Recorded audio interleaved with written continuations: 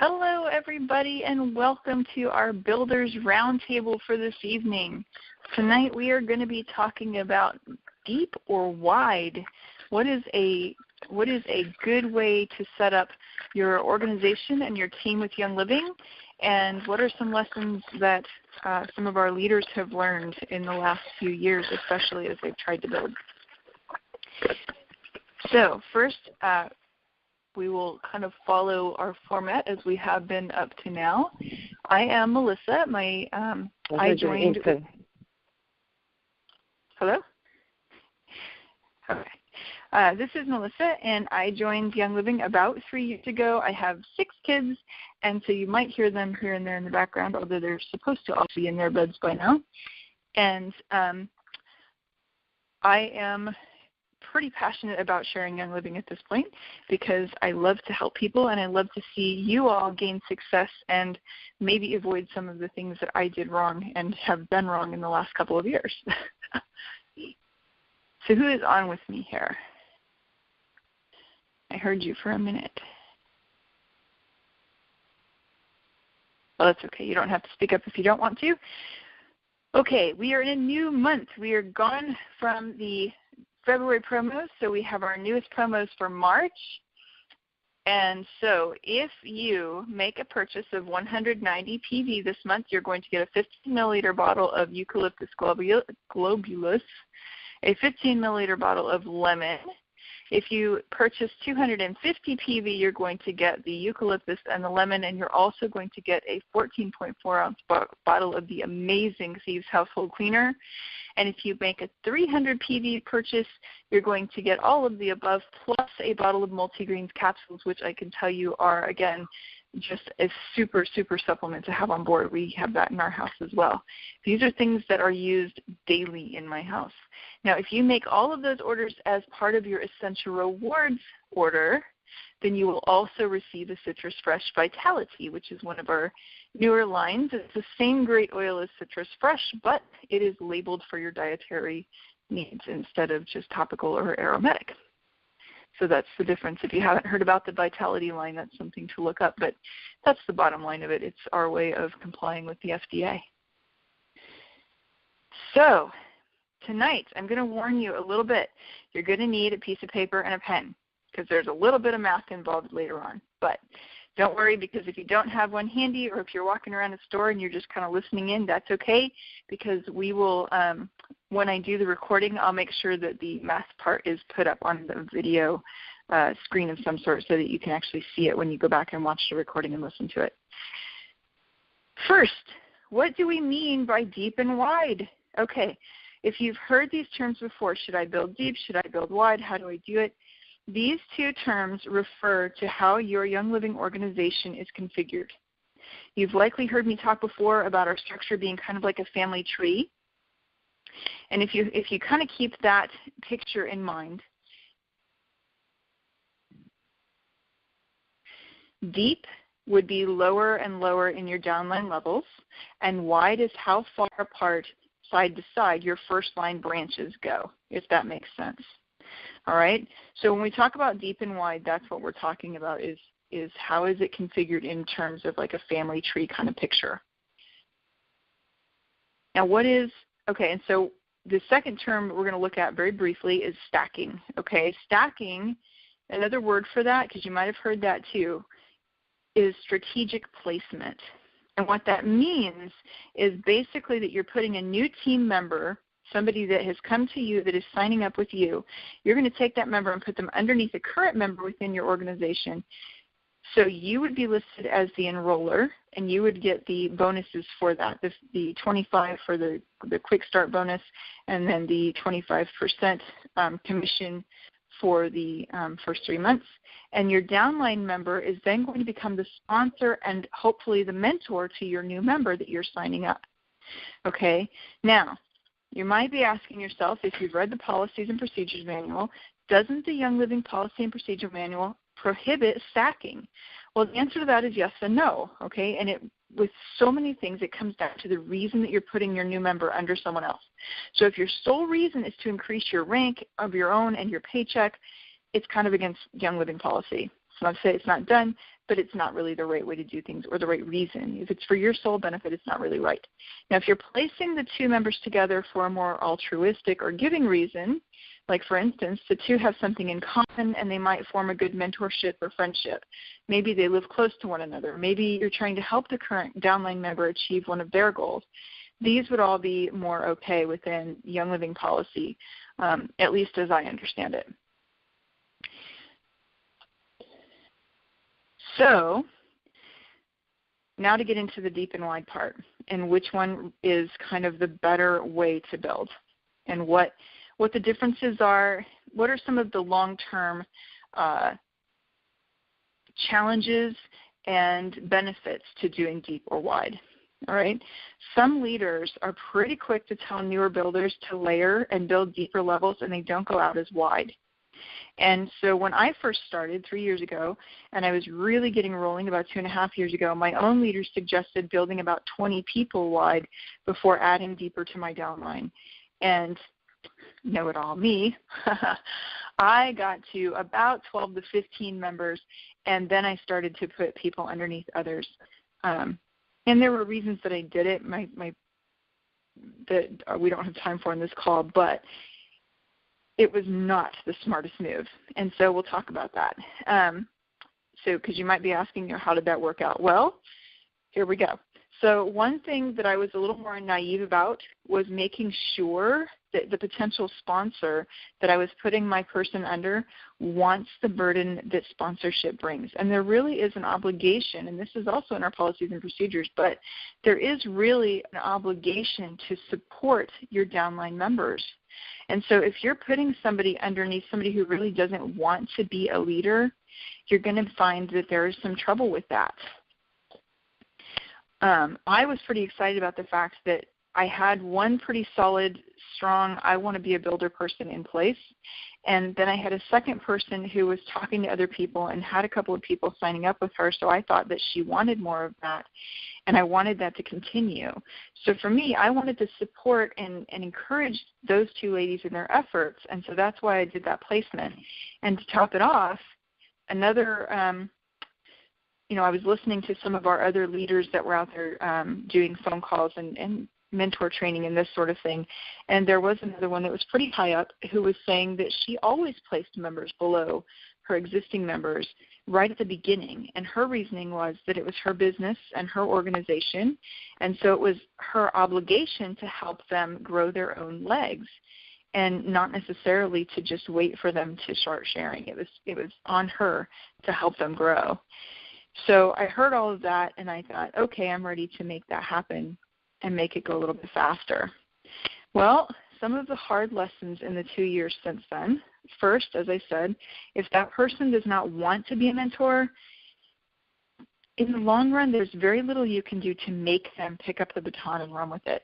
You may well find that you're fighting to keep that leg alive after you've built it to a certain point. It can get a little frustrating. Now, there are ways to do it. That's a different phone call, but it can be frustrating. On top of that, your placed members might feel unsupported. They might decide that building further is not worth it, especially because their mentor benefits from their downline activities, even though they're not really there as a supportive person. And a second problem that might arise is one that affects your commission check. And this is where that math comes in. Remember that piece of paper. Okay, and I'll try to keep this super easy. Okay, so if you remember from our compensation plan, and if you don't know enough about that, let me know. We've got all kinds of stuff to help you with that. In our compensation plan, right, for your first level people, you get 8% commission of their PV. 5% for the second line, 4% for any lines below that. Okay. Now that means that if lines 1, 2, and 3 each make 100 PV purchase, you're going to get 8%, or you're going to get $8, $5, and $4, $17 total in respective compensation. Okay. So now we're going to challenge ourselves a little bit here. So let's say builder number 1, that's your 8% person, only needs 100 PV that month, just enough to get their commission check. Line number 2 also only needs 100 PV, just enough to get the commission check. But let's say that line number 3, that's the person that you only get 4% off of, they want all the extra promos that month, so they spend $300. Okay, and we're going to even get into a line 4. Line 4 wants the top 2 levels of promos, so they spend $250. So your commission for that leg is ultimately going to be a total of $35 if you were to add up all those commissions, $8, $5, $12, and $10. Okay, and I told you we'll have a visual on this because I know listening to it over the phone is a little bit hard. So basically, though, you're going to get about $35. Now, what happens is those 4 people were all in your first leg, in your first line, where you're getting 8% on everything that they spend instead of 8%, 5%, and 4%. Okay? What's going to happen is that instead of getting $35 commission off of those people, you're going to get $60 total commission because you're going to get 8% of 100 PV, 8% of your second 100 PV, 8% of 300 PV, and 8% of 250 PV. So if that makes kind of a little bit of sense. So hopefully, just through that little bit of math example there, you can see my point. Going wide might seem a bit slower when you're so eager to really get your group hopping. And that was me. That's definitely where I was at. In the long run, though, and I've talked to more and more leaders I've talked to about this, going wide and then placing more occasional members further down later on, here are some of the benefits. Going wide is going to give you a more stable base so that if one leader takes a break, let's say they have a new baby, they're moving, they're adopting a child, there's a family crisis, whatever. Things happen in life where you feel like you need to take a step back. And, of course, one of the benefits to being our own bosses, right, to working from home, is that we don't have to punch somebody else's time clock. So if we need that time off, we like to be able to know that we can take it, but that our group is solid enough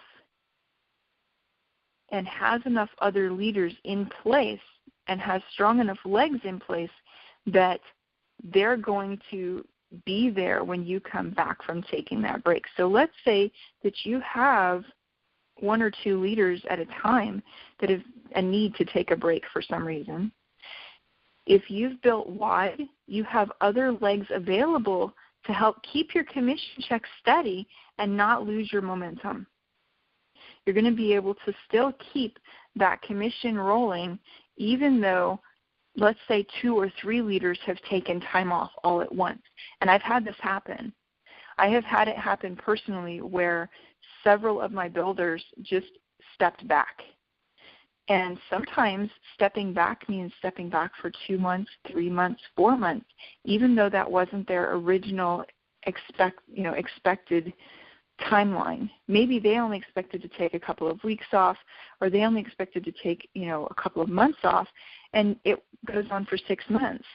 And it's not until they really start to see their legs are struggling a little bit, because you're juggling all the balls for them at that point, that they step back in and say, oh, what do I do now? So if you have 2 or 3 people that step back, but you have 15 other people that you can focus on for your building efforts, then you're going to have more stability. If you have built wide first, as we were talking about with the commission check, your commission check is also going to continue to grow as you go up.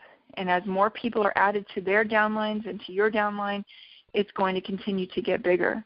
There are times, if you've built deep instead of wide, if you have more depth going on, especially as you get up above silver and gold and platinum, what you'll see, or what you could see, is that because most of your commission is coming from those lower levels, those second, third, fourth, fifth tiers, where you're down at the 5% and the 4% commission rates for the PD, you can have a higher OGV, a higher organizational group volume, and you can still have a lower commission check at the end of the month than you would have otherwise. And that is entirely because, at that point, it's entirely because you've built deep and your wider legs are taking a break for whatever reason, your top line people aren't making as big of purchases, or you haven't added to your top line enough, or whatever. So you're going to find that your commission check can be lower, even though you have more people added to your team and you have higher organizational group volume overall. So that can be overcome. That can be compensated for in some ways. One of the things that I tend to do with my group, and again, this is another discussion as far as getting into the details, is I tend to try to support my builders no matter what level they're on. And so as they rise, then I know that it's going to balance that out. But it doesn't mean necessarily that their leading people are ever going to come back. I know that some will, and I know that others have said that they're moving to other things, and that's okay. That happens in any and every organization.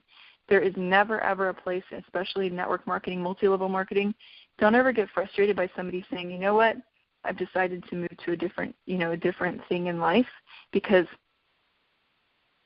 there's a certain percentage. We all learn things. We all decide we're going to do something different. This isn't for us, whatever. Okay. But you want your people below that person to stick around. You want them to know that you're supporting them. So in doing that, they will move up, and it will help with that base.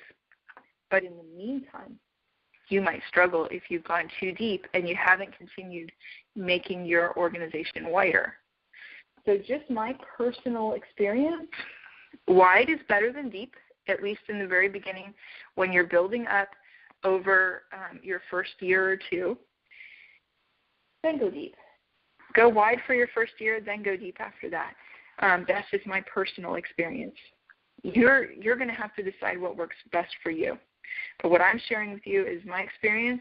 It's also the experience of a number of other silvers, golds, platinums that I've talked to, especially fairly recently in the last year, the last 6 months or so.